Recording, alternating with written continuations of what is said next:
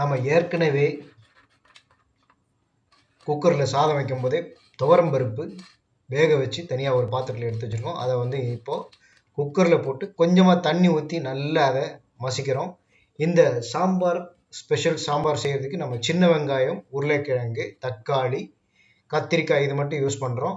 முதல்ல இந்த வேக வச்சிருக்கிற பருப்பை குக்கரில் போட்டு கொஞ்சம் தண்ணி ஊற்றி கிளறி விட்டுட்டு, அடுத்ததாக நம்ம வந்து இதில் சின்ன வெங்காயம், தக்காளி, கத்திரிக்காய், அடுத்தது கட் பண்ணியிருக்கிற உருளைக்கிழங்கு இது எல்லாத்தையும் போட்டு நல்லா கொதிக்க வைக்கிறோம்.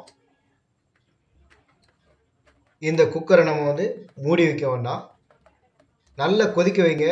அடுத்ததாக இதில் வந்து 1 by 1 நம்ம ஒவ்வொன்றா ஆட் பண்ணுறோம். மஞ்சள் தூள் ஆட் பண்ணோம். இது வந்து அரைச்சி விட்ட சாம்பார். ஐயர் வீடுகள்லாம் பார்த்தீங்கன்னா செம்ம டேஸ்ட்டாக இருக்கும். இதே மாதிரி பண்ணுவாங்க, அரைச்சி விட்ட சாம்பார்னு. அது வந்து பார்த்தீங்கன்னா சூப்பர் டேஸ்ட்டாக இருக்கும். இதில் வந்து இப்போ நான் மஞ்சள் தூள் ஆட் பண்ணியிருக்கேன். அடுத்ததாக இதில் கொஞ்சமாக பெருங்காயத்தூள் ஆட் பண்ணிக்கிறேன். கரண்டியை வச்சு ஒரு கிளறிட்டு கொஞ்சம் கொதிக்க விடணும். ஒரு தட்டு போட்டு கொஞ்சம் மூடி வச்சிட்டிங்க. அடுப்பை வந்து மீடியமில் வச்சிட்டிங்கன்னா நல்லா உள்ளே போட்டுக்கிற காய்கறிகள்லாம் வந்து பார்த்திங்கன்னா அந்த ஆவிலேயே நல்லா வெந்துடும். இப்போ தட்டு போட்டு மூடிட்டேன். இந்த மீன் டைம் நாம் வந்து இந்த அரைச்சி விட்ட சாம்பார் பண்ணுறதுக்கு தேங்காய் கொஞ்சமாக ஒரு அரை மூடியில் பாதி தேங்காய் எடுத்துக்கலாம். அடுத்தது வந்து பார்த்திங்கன்னா இதில் ஒரு 5 மிளகாய் வத்தல், வரமிளகாயும், ஒரு 2 ஸ்பூன் அளவுக்கு தனியாவும் ஆட் பண்ணிக்கிறேன்.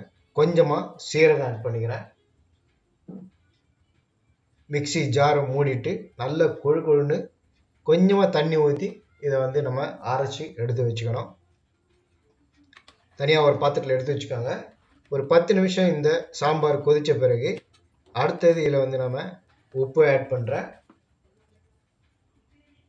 இந்த சாம்பாருக்கு நாம் ஒரு ஸ்பெஷல் என்ன கேட்டிங்கன்னா, புளி சேர்க்கறது இல்லை.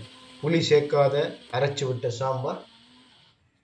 இப்போ நம்ம அரைச்சி வச்சுருக்கக்கூடிய அந்த தேங்காயை விழுது இதில் வந்து கொட்டிட்டு இன்னும் ஒரு 10 நிமிஷம் நல்லா கொதிக்க வைக்கணும். அவ்வளோதான். இப்போ அரைச்சி வச்சிருக்கிற அந்த தேங்காயை விழுதை நான் அதில் வந்து கொட்டிடுறேன். ஒரு 10 நிமிஷம் நல்லா கொதிக்க விடுங்க.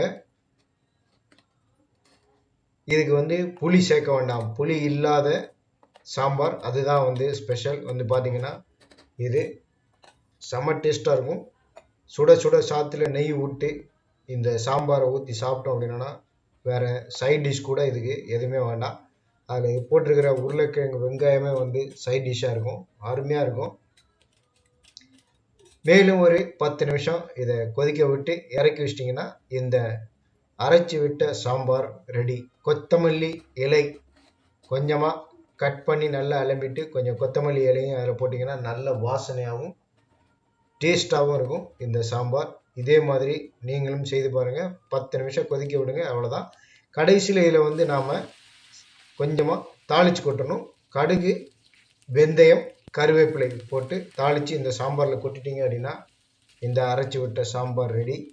இதே மாதிரி நீங்களும் செய்து பாருங்கள். வீடியோ பிடிச்சிருந்ததுன்னா லைக் பண்ணுங்கள். மறக்காமல் நம்ம PSN கிச்சன் யூடியூப் சேனலுக்கு அடுத்தடுத்த இது போன்ற வெஜிடேரியன் சமையல் ரெசிபிக்கு சேனலை சப்ஸ்கிரைப் பண்ணுங்கள்,